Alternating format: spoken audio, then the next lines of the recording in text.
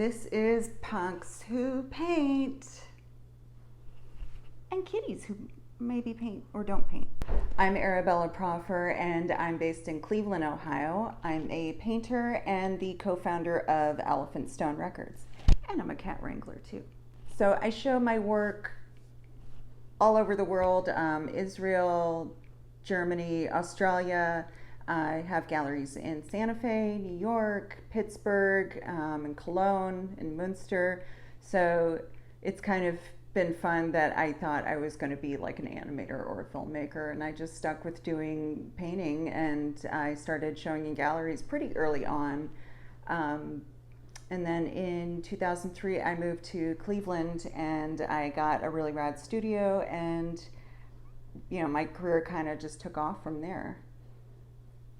I'm sort of known as a pop surrealist, and then I also do abstract work, so I kind of go somewhere in the mix of the middle there. But I've been painting portraits since I was in high school, and actually drawing and painting pictures of punks since I was in high school. And I just really loved Renaissance portraiture and really anything up until the Rococo period of just these opulent portraits, and I loved combining punk rock elements with that. I grew up in Ann Arbor, Michigan, and of course there was a huge punk scene there. It was like a lot of underground stuff in people's houses. Like I saw Agent Orange play in my friend's basement, and I think I paid $2 for that. And I went to kind of this punk rock high school, so everyone was forming bands, Andrew WK being one of my classmates, and the guys in Wolf Eyes, and I think a few more. But so it was, the land of the Stooges and MC5. So when I'm 16, I moved to Laguna Beach, and it's kind of a shock. And it was sort of like, Beverly Hills 90210. I'm like, where's the graffiti? And what is this eucalyptus plant? Why is everything pastel? So it took me a while to get through the surf culture and to find my people, like the punk rock people in Orange County. And then I really started going to shows and meeting a lot of people. I really do enjoy combining punk rock elements with sort of like the Elizabethan portraiture. And I actually did an entire book of it. And they all have little bios that I wrote for them. But I thought we'd go and look around at some of my art, so come along. So as you can see, when I was 15, I was already doing pictures of people that looked like my people. And then I kind of, 17, I started getting a little bit more refined. I have to touch up some of this, but, pretty good for a high schooler. So this is one of my punk rockers, but not punk rockers, kind of. I have like little details, like a spike. It's funny like how in fashion now everything is really like Hermes has padlock necklaces, and it's like I was wearing that because I was copying Sid Vicious, but now Hermes is doing it. It's strange to me. Anyway, as you can see, they're in my book here. Let's read a little bit about them. This is Baron Luca and Baroness Elisabetta of Moravec. Responsible for the construction of several forts along the border of the Kessin military. As the family political powers and fortunes grew, so did their passion for collecting artwork. Renowned for sculptures they acquired, the entire collection is still on display at the museum housed in their former residence, Tally Hall. And I had someone come up to me at an art show and they told me they'd been to Tally Hall. And I said, no, you haven't. And they said, yes, I have. When I went on a tour of great homes in England. And I said, well, that's funny because Tally Hall is the name of a parking garage in Ann Arbor, Michigan. There's lots of houses like that. Oh, she's one of my favorites, and I can't bear to get rid of her. I had her for sale for a while, and then I was just like, no, never mind. This is our cat Milkshake who died. I made him a little punk too. I mean, he was a punk. He really was. He's probably on Satan's lap right now. But he sure was pretty. Have you ever heard of Lil Bub? I sure hope you have. Who could forget this face? I was so fortunate enough to be asked to have one of my paintings grace the 7-inch for the fabulous box set that is out right now. And the money goes to animals in need.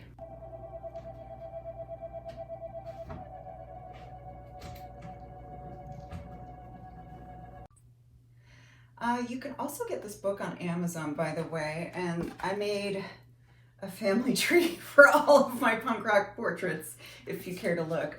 This is Mrs. Turner. She's not really related to any aristocracy.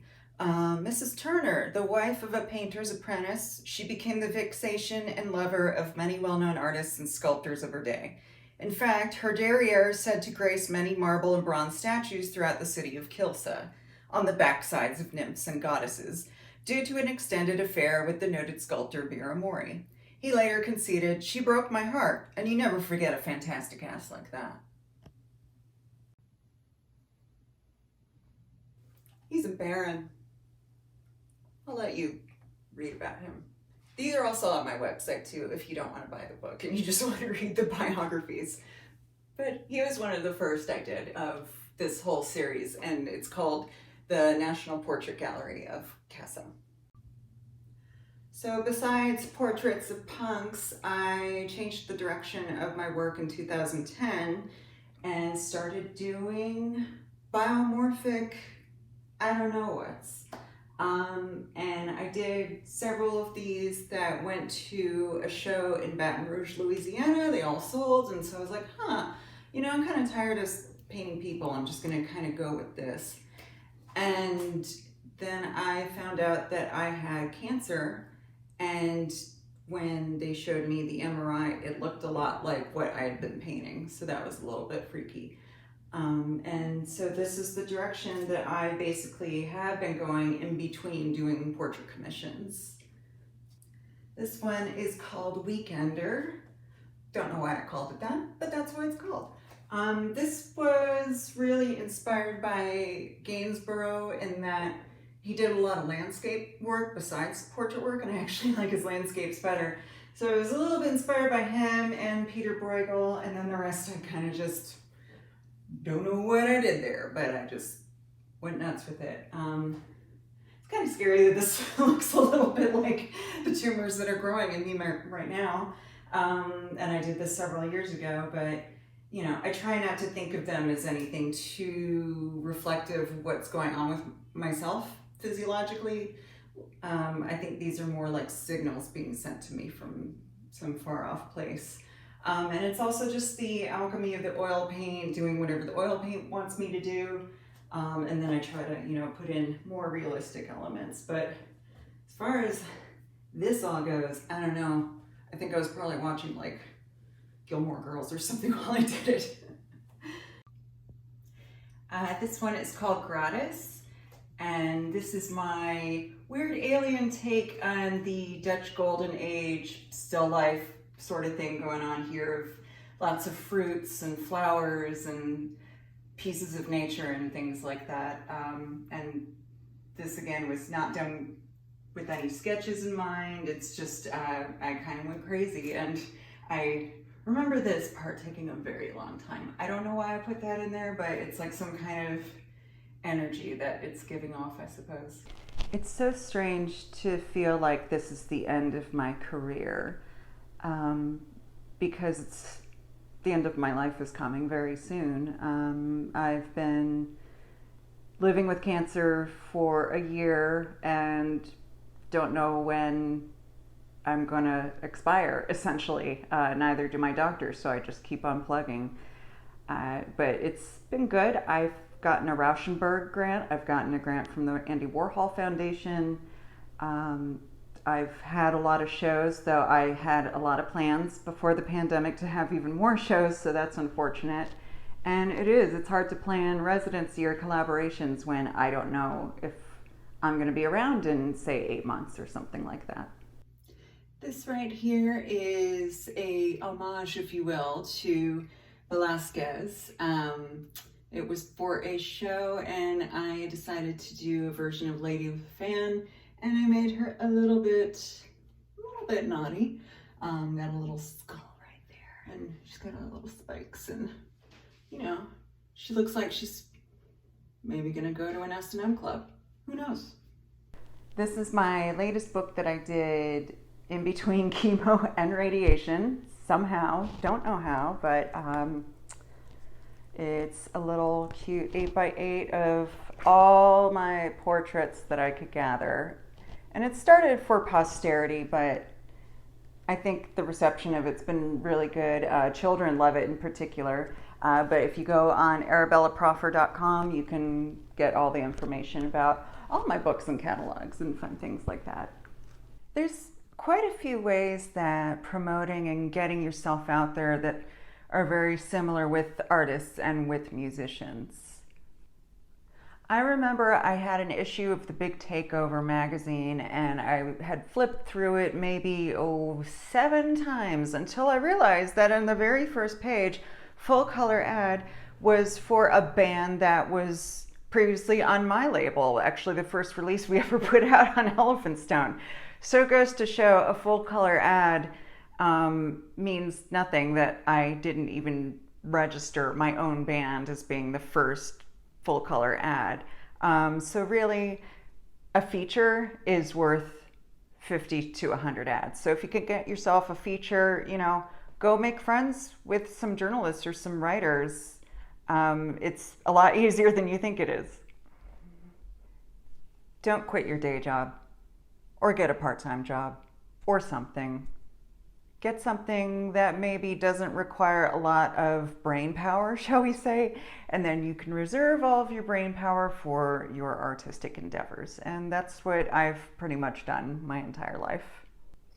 Contracts, contracts, contracts. You should always have one with the gallery, with an artist representative of any kind, and with your label. If you don't have a contract, if it's not in writing, or at least in an email that you could pull up, might want to get one of those. There's the saying, if you want something done right, do it yourself.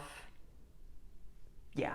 I don't know. I'm such a control freak that the whole DIY ethos, it just fit perfectly because I do everything and I try to do everything because I'm a control freak. Always be prepared to do the work that your label or your gallery might not do. Because they probably won't do the work as well as you will do it. You know your work better than anyone. So don't assume that they're going to take care of you, because when you sign with a record label, when you get with a gallery or multiple galleries, that's when the real work starts. Thank you, Bluurg TV. Thanks for having me. Thank you, Dick Lucas. Mwah.